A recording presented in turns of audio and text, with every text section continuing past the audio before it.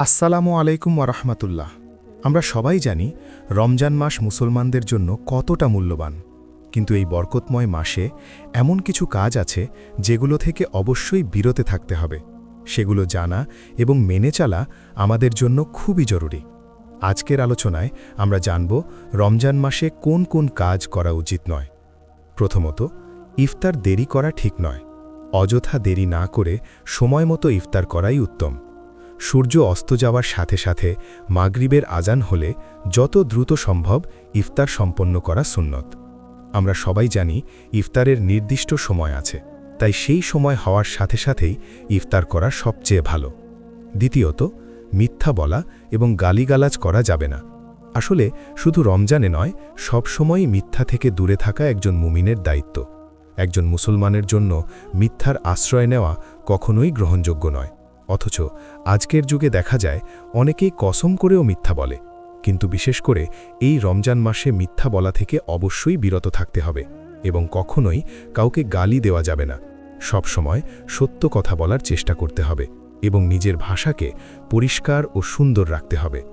তৃতীয়ত, তর্কবিতর্কে জড়ানো এবং কাউকে কষ্ট দিয়ে কথা বলা উচিত নয়।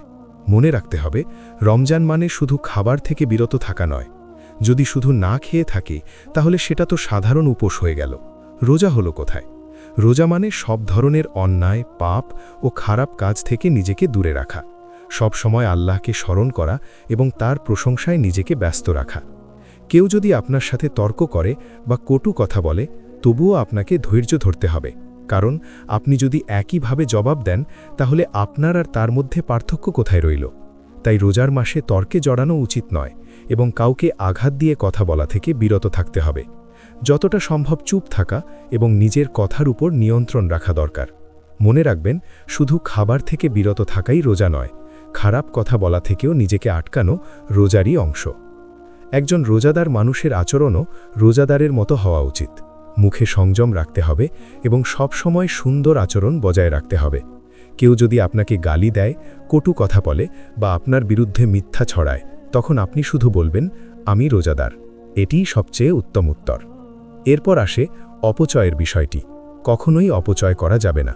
মনে রাখতে হবে, আমরা যতটুকু পাচ্ছি, পৃথিবীতে অনেক মানুষ সেটুকুও পায় না।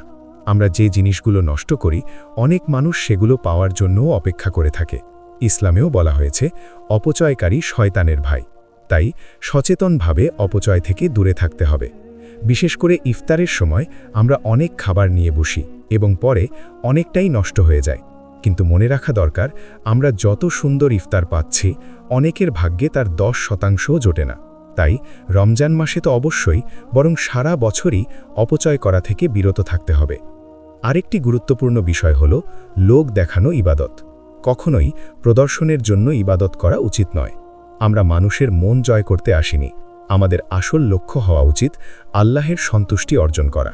যদি উদ্দেশ্য আল্লাহকে খুশি করা হয়, তাহলে লোক দেখানো রোজা, নামাজ বা অন্য কোনো ইবাদত করা একেবারেই ঠিক নয়। শুধু নামাজ বা রোজা নয়, দান সৎকার সহ সব ইবাদতের ক্ষেত্রেই আন্তরিকতা থাকা জরুরি। কারণ লোক দেখানো ইবাদত খুব বড় একটি ফিতনা। তাই এই রমজানে আমরা চেষ্টা করব যেন সব ইবাদত একমাত্র আল্লাহের সন্তুষ্টির জন্যই করি। আরেকটি বিষয় হচ্ছে, যারা অন্যদের দিয়ে কাজ করান, তাদের প্রতি দয়া দেখানো।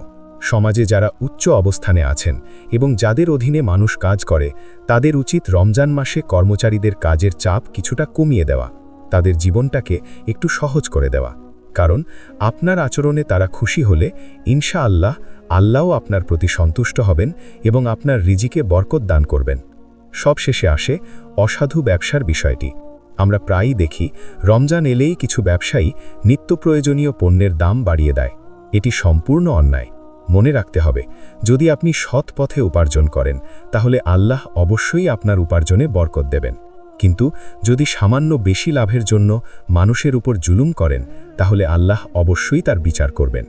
এই কথাগুলোর অনেকটাই সারা বছরের জন্য প্রযোজ্য, কিন্তু রমজান মাস যেহেতু বিশেষ একটি মাস, তাই এই সময় এগুলো মেনে চলা আরও বেশি গুরুত্বপূর্ণ। আমাদের রোজা কবুল হবে কিনা তা একমাত্র আল্লাহই ভালো জানেন। তবে আমাদের দায়িত্ব হল যতটা সম্ভব খারাপ কাজ থেকে দূরে থাকা এবং যত বেশি সম্ভব ভালো ও নেক আমল করার চেষ্টা করা।